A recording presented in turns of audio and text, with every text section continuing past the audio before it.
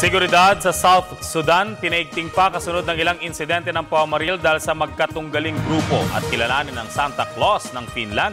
Naabala na sa paghahatid ng mga regalo. Yan ang balitang hatid ni Dennis Cortez. Idineploy ng South Sudan sa Jongla ang daang-daang tropa nito kasunod ng ilang serye ng pamamaril sa Juba. Ito ay upang matiyak ang seguridad ng mga sibilyan na naiipit sa gulo. Nag-ugat ang kaguluhan sa Sudan matapos ibakin ni South Sudan President Salva Kiir ang gabinete nito na kabilang sa magkabilang pangkat etniko. Nasa 5,000 residente na ang inilikas sa South Sudan dahil sa kaguluhan.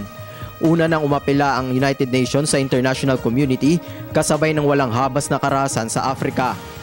Sa Roma, pinaunlakan ni Pope Francis ang hiling ng mga kabataan sa Bambino Gesù Children Hospital. Binisita ng Santo Papa ang mga batang may sakit na sumulat sa kanya noong Marso. Dasal ng Santo Papa ang agarang paggaling ng mga bata. I thank you for sharing your dreams and your prayers that you have collected in that basket that you gave me.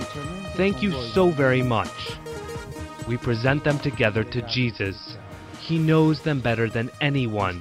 He knows what is in our heart of hearts. Especially with you children, Jesus has a special bond. He is always close to you. Kilala ang Santo Papa sa pagiging mapagkumbaba at malapit sa mga mahihirap.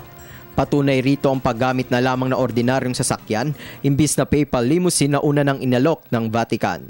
Sa Finland, abala na sa paghahanda ang tinaguriang Santa Claus mula sa Rovaniemi Santa Claus Village. Tampok dito ang main post office ni Santa kung saan tinatanggap ang mga sulat mula sa iba't ibang panig ng mundo. Isa-isang binabasa ang mga sulat sa orihinal na lengguwahe katulong ang kanyang mga elves.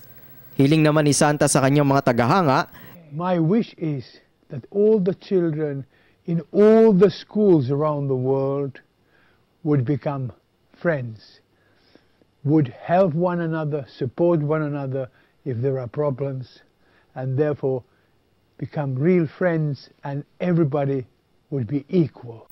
Lilibutin ni Santa ang mga lugar sa Finland para magbigay saya at regalo sa mga bataang naghihintay sa kanya. Para sa Telebisyon ng Bayan, Dennis Cortez.